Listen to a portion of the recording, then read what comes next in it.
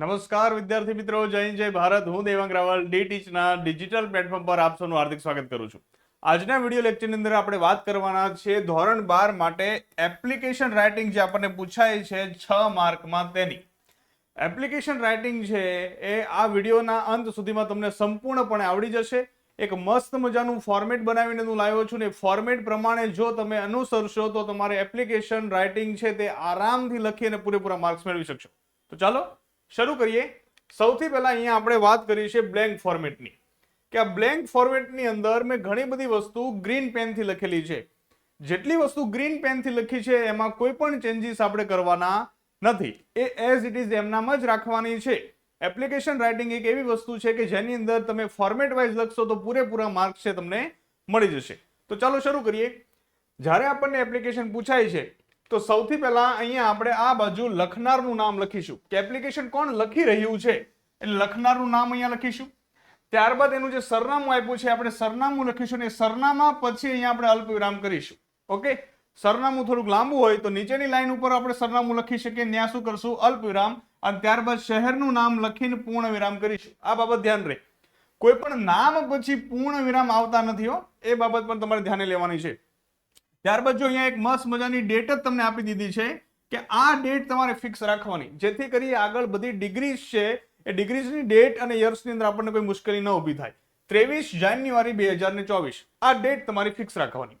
ત્યારબાદ શું કરશું, આ બાજુ એક લાઈન છોડી દેવાની હોય, અહીંયા લખી દઉં એક લાઈન છોડવી, અહીંયા એક લાઈન છોડી દેવાની. એક લાઈન છોડીને ત્યારબાદ અહીંયા તમારે લખવાનું છે 2, અને 2 પછી અલ્પવિરામ આવશે હો.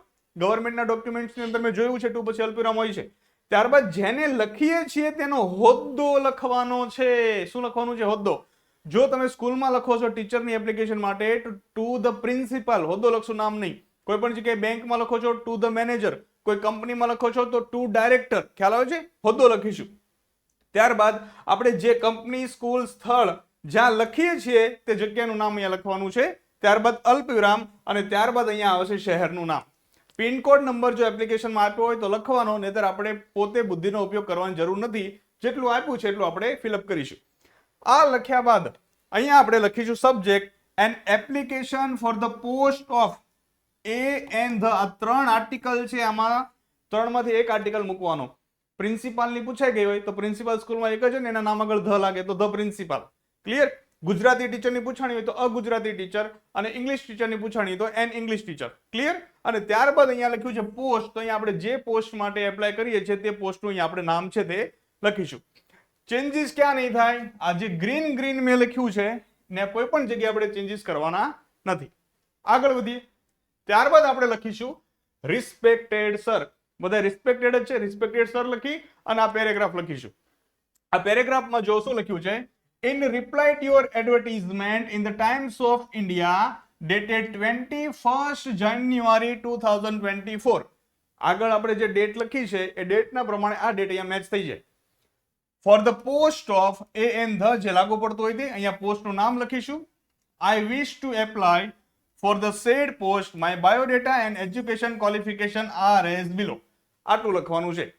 In reply to your advertisement. હવે એડવર્ટીઝમેન્ટ નો સ્પેલિંગ તમને ન આવડતો હોય તો પહેલા લખો એડવર્ડ, એડવર્ડ આવડી ગયું. ત્યારબાદ લખો ટીઝ અને ત્યારબાદ લખો મેન્ટ. એડવર્ટીઝમેન્ટ. ખ્યાલ આવી ગયો? જે વસ્તુ ન આવડતી એના ભાગલા પાડ દો અને ધીમે ધીમે શીખી જાઓ.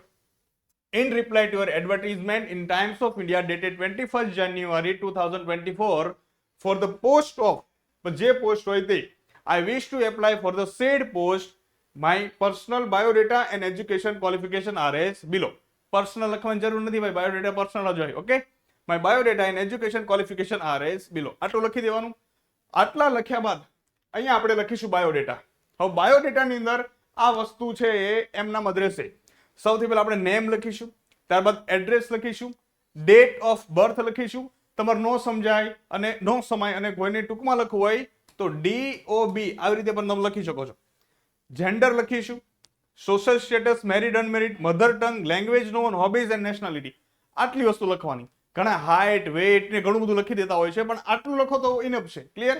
હવે આની અંદર આટલું લખ્યા પછી આ સેમ આવશે ગ્રીન કલરનું, આપણે ફક્ત નામ લખવાનું છે. Address as above, date of birth 23rd January 1996. આ ડેટ તમે લખશો તો આગળ જે આપણે ડિગ્રીઝની આ યર્સ લખવાના છે એની અંદર આપણને કોઈ કન્ફ્યુઝન નહીં થાય. એ ઉપરાંત આપણે એક્સપિરિયન્સ પણ લખી શકશું, એટલા માટે સિલેક્ટ કરીને આ ડેટ રાખી છે. જેન્ડરની અંદર જો નામ મેલ દેખાતું હોય તો મેલ અને ફિમેલ દેખાતું ફિમેલ. સોશિયલ સ્ટેટસ છે મેરિડ અથવા અનમેરિડ. બસ અહીંયા ઓબ્લિક ન કરતા, ઘણા મેં જોયું છે મેરિડ અને ઓબ્લિક અનમેરિડ કરે. એટલે ભાઈ ક્લિયર કરને કે મેરિડ છે કે અનમેરિડ, તો આ બેમાંથી એક જ લખવાનું છે. મધર ટંગ ગુજરાતમાં રહીએ છે, Gujarati. Language non Hindi, English and Gujarati. Hobbies reading, sports and travelling અને નેશનાલિટી ઇન્ડિયન. આટલી વસ્તુ આપણે લખીશું. આના પછી આપણે એક એપ્લિકેશન પણ જોવાના છે, એટલે વિડીયો અંત સુધી જોજો. ત્યારબાદ વાત કરીએ એજ્યુકેશન ક્વોલિફિકેશન. એજ્યુકેશન ક્વોલિફિકેશન અંદર આ કોષ્ટક તો બનાવી દેવાનું છે. સૌથી પહેલા નંબર, એક્ઝામ પાસ, ક્યારે એક્ઝામ પાસ કરી દીધી, યર ઓફ પાસિંગ, જે વર્ષમાં પાસ કરી દીધી, બોર્ડ ઓબ્લિક યુની, બોર્ડ અથવા યુનિવર્સિટી એન્ડ રિઝલ્ટ. હવે આની અંદર પણ આટલું તો ફરજિયાત લખી દેવાનું છે.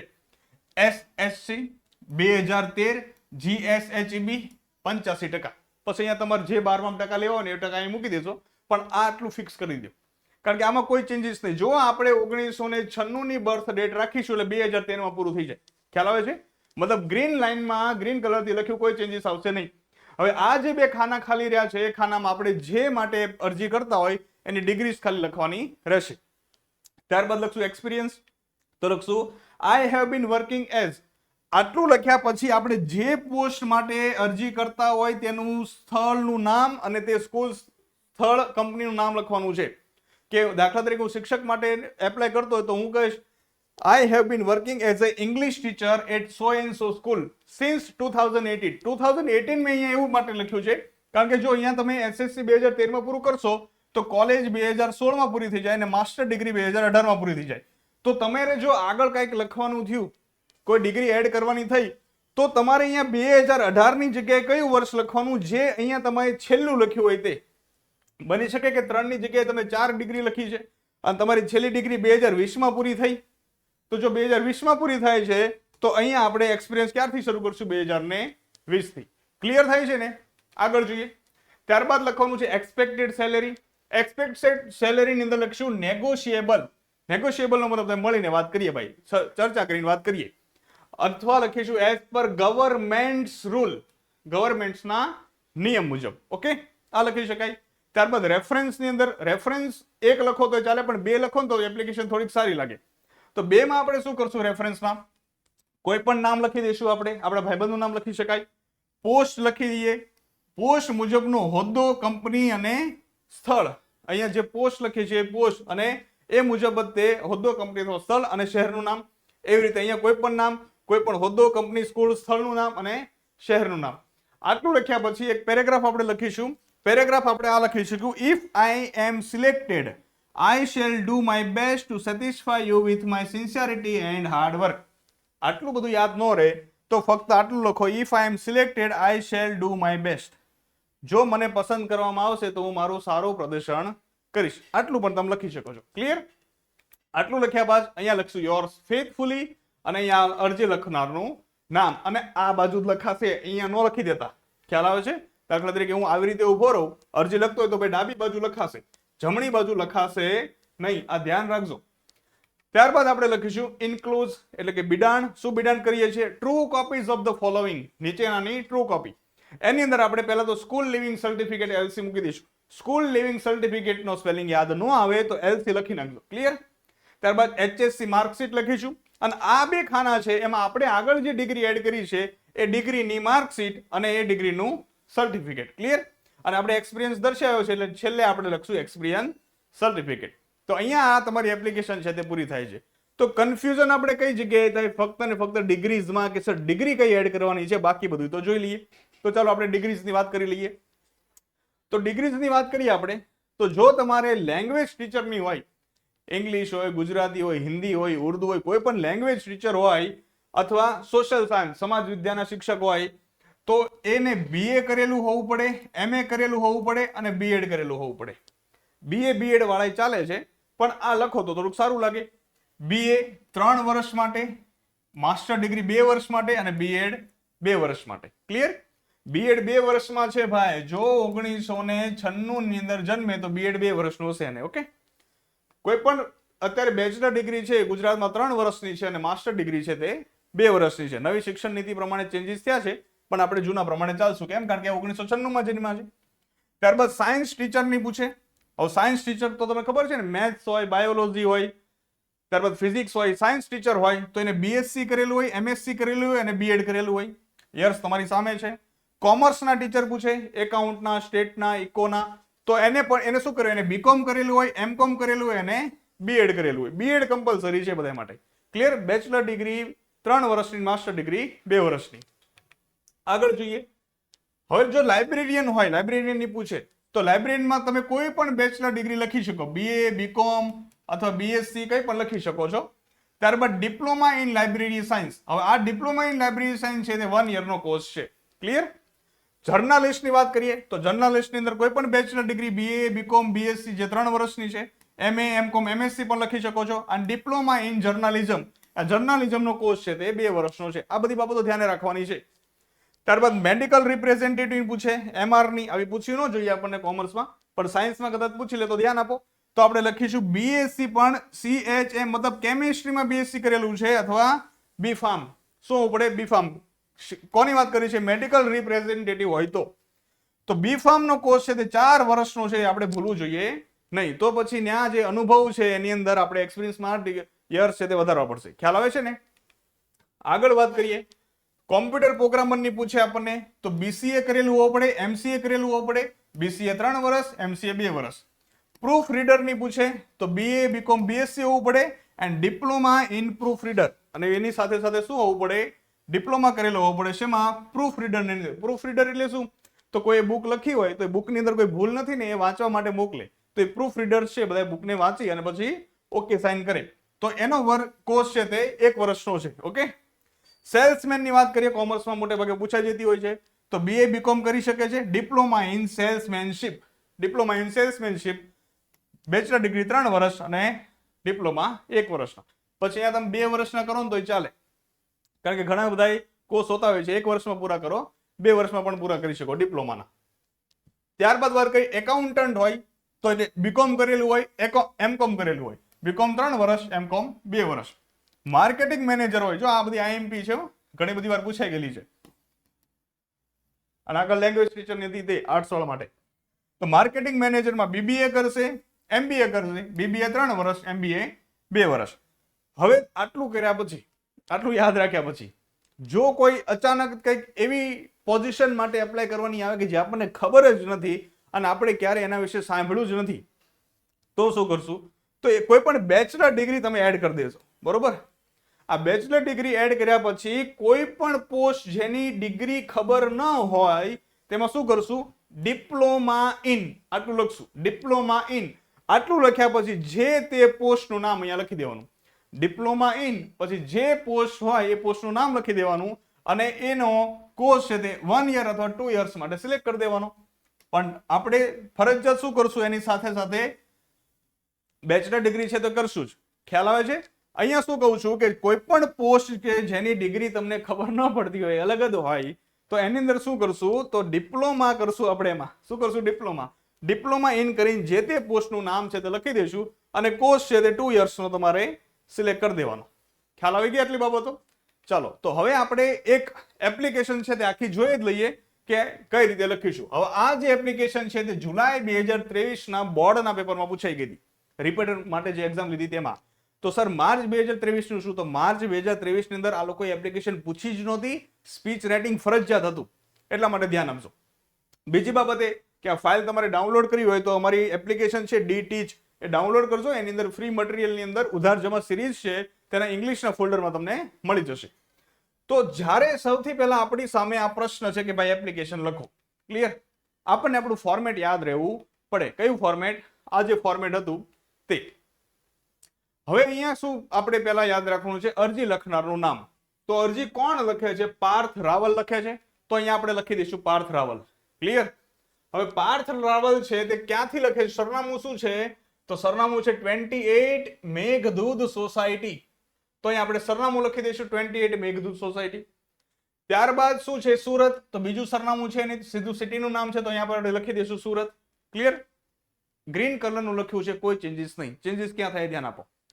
હવે 2 કોને લખે છે? તો જેને લખીએ છે તેનો હોદ્દો ભાઈ લખે છે કોને? તો મહાલક્ષ્મી બેંકને લખે છે. તો મહાલક્ષ્મી બેંકમાં મેનેજર હોય એટલા માટે અહીંયા જેને લખીએ છે તેનો હોદ્દો, એટલા માટે આપણે લખશું ટુ ધ મેનેજર. ક્લિયર? પછી અલ્પવિરામમાં ભૂલાય નહીં. ત્યારબાદ એનું સ્થળનું નામ, તો ક્યાં કઈ આપ્યું છે ભાઈ? મહાલક્ષ્મી બેંક ક્યાં આવી છે?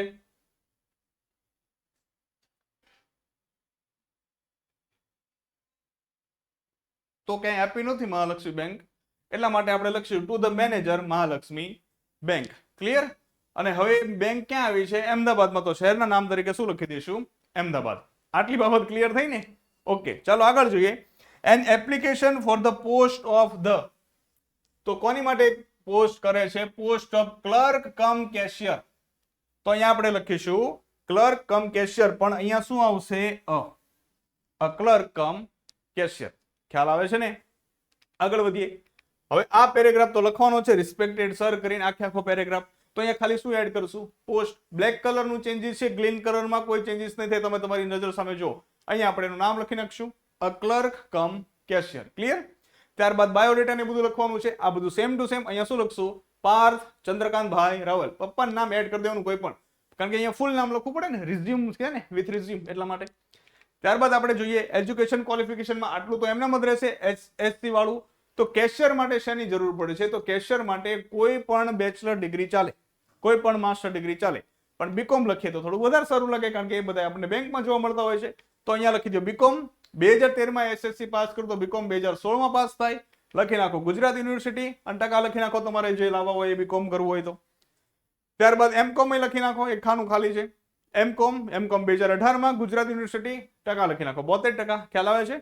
ત્યારબાદ એક્સપિરિયન્સ, તો આઈ હેવ બીન વર્કિંગ એઝ. હવે પોસ્ટ અને જ્યાં કામ કરતા હોય એ કંપની, સ્કૂલ, સ્થળનું નામ લખવાનું છે. તો અહીંયા આપણે લખી દઈશું a clerk cum cashier at Lakshmi bank Surat since 2018.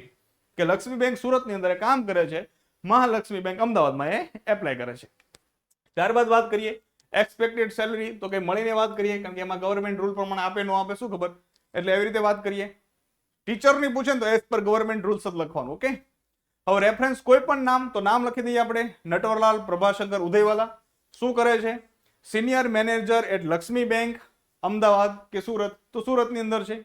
બીજું નામ લખી દઈએ, કોઈ પણ લખો છો, આત્મારામ તુકારામ ભીડે. શું કરે છે? Primary teacher at Gokul school Ahmedabad. ખ્યાલ આવે છે? એક અમદાવાદમાં ઓળખે છે, એક સુરતમાં ઓળખે છે, ચાલે. ત્યારબાદ if I am selected I shall do best to satisfy you with my sincerity and hard work. ખ્યાલ આવે છે ને કઈ કયા ચેન્જીસ થાય છે? એટલે અહીંયા વ્યવસ્થિત ધ્યાન આપજો, એવું લાગે વિડીયો 2 વાર જોઈ લેજો.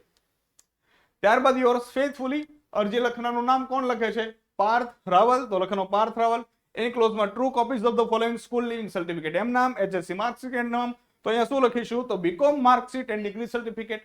તો અહીંયા શું આવશે? MCom marksheet and degree certificate. અને પછી અહીંયા આપણે શું લખશું? Experience certificate. ખ્યાલ આવે છે ને એપ્લિકેશન રાઇટિંગની અંદર? I hope you understand very well. Thank you.